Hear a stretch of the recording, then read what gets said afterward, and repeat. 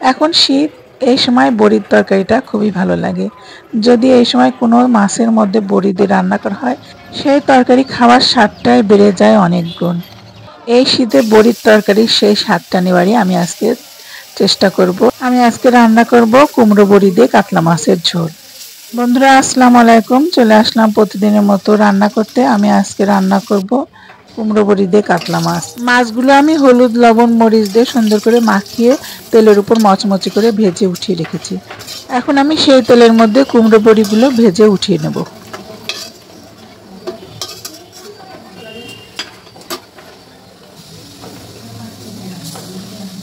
আমি চুলায় তেল দিয়ে দেবো। সেই তেলের মধ্যে আমি পেঁয়াজ কাঁচামরিচটা দিয়ে ভালো করে নেড়ে চেড়ে পেঁয়াজ কাঁচামরিচগুলো গোলাপি করে ভেজে নেব।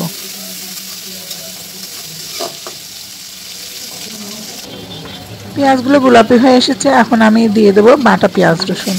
এটাকে সুন্দর করে তেলের উপর আমি ভাজতে থাকবো। কিছুক্ষণ তেলের উপর ভাজলে কাঁচা গন্ধটা চলে যাবে পেঁয়াজ রসুনের।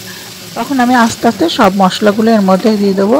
হলুদের গুঁড়া দেবো, মরিচের গুঁড়া দেবো আর লবণ দিয়ে সুন্দর করে আমি এই মশলাটাকে কষিয়ে নেব।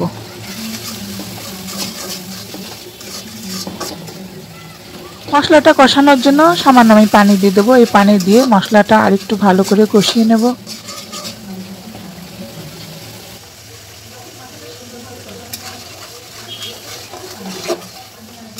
মশলাগুলো আমি বেশ কিছুক্ষণ ধরে কষিয়ে নিয়েছি। মশলাটা প্রায় কষানো হয়ে এসেছে।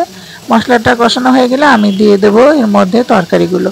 কেটে রাখা তরকারিগুলো দিয়ে আমি ভালো করে এটাকে কষিয়ে নেব।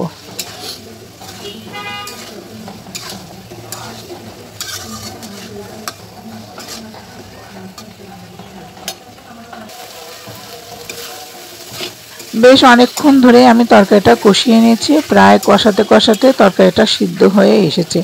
এখন আমি পরিমাণ মতো ঝোলের পানি দিয়ে দেবো। ঝোলের পানি দিয়ে তরকারিগুলো আমি বেশ কিছুক্ষণ ধরে রান্না করে নেব।